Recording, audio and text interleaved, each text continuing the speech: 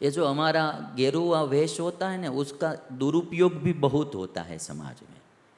कभी कभी क्या कि वेश साधु का होता है और उसमें रावण जैसे लोग आ गए होते हैं, क्योंकि समाज को साधु वेश का बहुत भरोसा होता है, बहुत विश्वास होता है। इसलिए कभी कभी रावण जैसे लोग इस वेश का दुरुपयोग करते, मिसयूज करते हैं। जैसे आतंकवादी सैनिकों के वेश में आ जाते हैं, और ऐसे रावण जैसे लोग कभी कभी साधु के वेश में भी आ जाते हैं। तो रावण अभी साधु का वेश धारण करके आया, सीता जी के पास आया, सीता जी के सौंदर्य की बहुत प्रशंसा करने लगा। सीता जी ने सन्यासी समझकर आतिथ्य सत्कार किया। सीता जी अपना परिचय दे रही है, वाल्मीकि रामायण में लिखा है। सीता जी कहती है कि मैं जनक की पुत्री हूँ, मैं 12 वर्ष अयोध्या में मेरे पति के साथ रही। 12 वर्ष शादी के बाद 12 वर्ष सीता जी कहती है कि मैं मेरे पति के साथ अयोध्या में रही। 13वें वर्ष में हमको वनवास मिला, और जब वनवास मिला तब मेरे पति की उम्र 25 वर्ष थी और मेरी उम्र 18 वर्ष की थी। हम बहुत छोटे थे। आप थोड़ी देर इधर ठहरिए, अभी मेरे पति फल फूल लेकर आएंगे, हम आपको भोजन कराएंगे। सीता जी ने स्वागत किया। रावण ने अपना परिचय दिया और धीरे धीरे बात करते करते कहते कि समुद्र के मध्य में पर्वत पर बसी लंका नगरी मेरी राजधानी है, और यदि तुम मेरी पत्नी बन जाओगी तो मेरी जितनी रानी है उन सबको मैं तुम्हारी दासी बना दूंगा। प्रलोभन देने का शुरू कर दिया। और तब मैया सीता जी ने जो बात बताई, सीता जी कहती है, त्वं पुनर्जम्बुक सिंहिं माम इमेच्छसि दुर्लभाम पादपान कांचनान नूनम बहून पश्यसि मंदभाग। हे रावण, तुम भूखे सिंह के मुख में से दांत निकालना चाहते हो, भूखे सिंह के मुख में से तुम दांत निकालना चाहते हो, तुम कालकूट जहर को पीकर सुरक्षित रहना चाहते हो, तुम गले में पत्थर बांधकर समुद्र को तैरना चाहते हो, और आग को कपड़े में बांधकर ले जाना चाहते हो। तुम्हें पता नहीं है तुम में और राम में जमीन आसमान का अंतर है। इस सीता जी की जो बात है ना, वो हमारी भारतीय आर्य नारी की बात है, जो उनकी शूरवीरता है। इसलिए कहा जाता है सती संत दोनों की बात समान होती है। सती नारी कभी किसी के प्रलोभन में नहीं आती है और कभी किसी के भय से डरती नहीं है, और संत होते हैं वो भी कभी किसी के प्रलोभन में आते नहीं है। सती नारी सीता जी कहती है राम, और नहीं तो आप देख लीजिए कि अभी सीता जी के जीवन में दुख ही दुख है, वन में भटकना है, और रावण कहता है कि मेरी राजधानी सुवर्ण की है, मेरी सभी रानियां तुम्हारी दासी बन जाएगी। कितना प्रलोभन दे दे रहे, किंतु सीता जी का मन बिल्कुल विचलित नहीं हुआ है। और हमारे गुजराती में एक भजन गाया जाता है, मेरू तो डगे पण जेना मनडा डगे नहीं पान भाई। मेरू डिग जाता है पर्वत, किंतु मन नहीं डिगता है, वही शूरवीर होता है। सीता जी कहती है कि हे रावण, राम तो सिंह है और तुम तो सियार हो। राम सिंह है, तुम सियार हो। राम समुद्र है और तुम तो छोटी सी नदी हो। राम सोना है, तुम लोहा हो। राम चंदन है, तुम कादव हो, और राम तो गरुड़ है और तुम तो कौवा हो। ऐसी बात जब सीता जी ने सुनाई तो रावण एकदम अपने मूल रूप में आ गया। मूल रूप में आकर सीता जी का अपहरण करके भागा है रावण।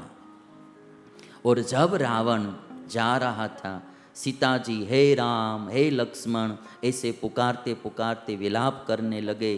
पशु पक्षी और वृक्ष को कहते थे कि मेरे राम को समाचार देना, मुझे रावण उठा के ले जा रहा है।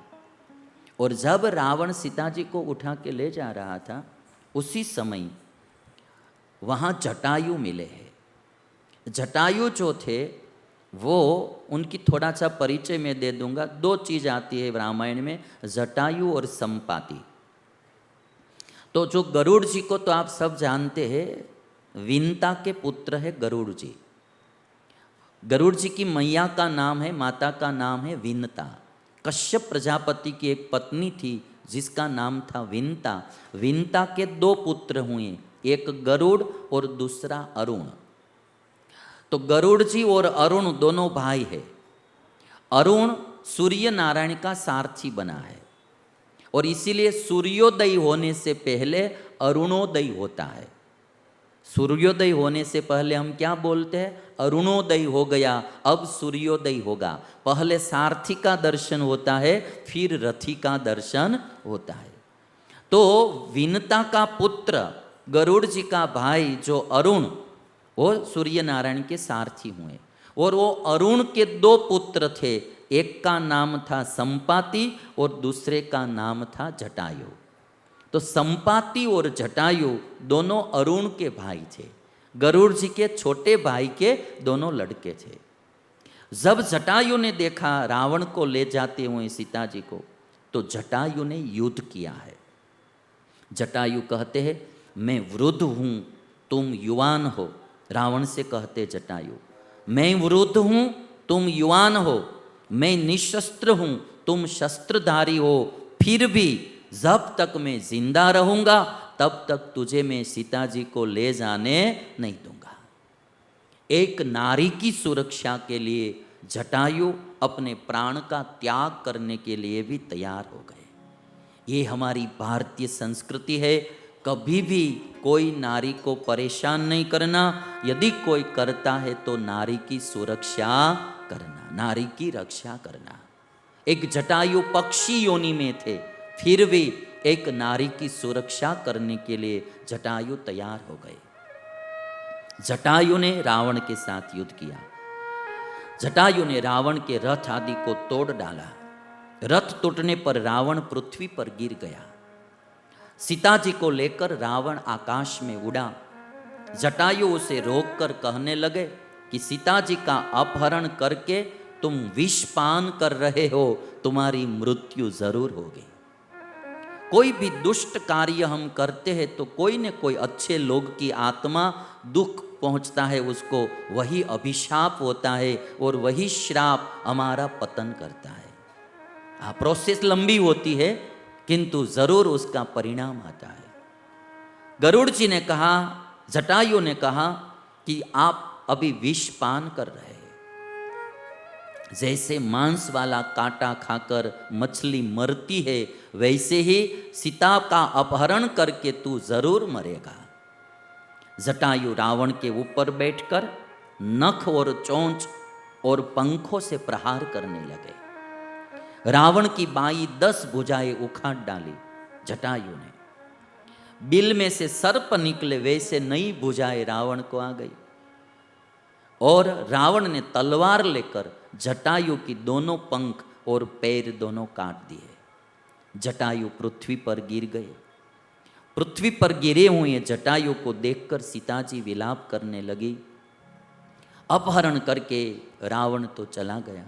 जाते समय किष्किंधा में पर्वत पर थोड़े कुछ वानर बैठे हुए थे। सीता जी ने जो अपने गहने थे वो गहने उधर फेंके हैं।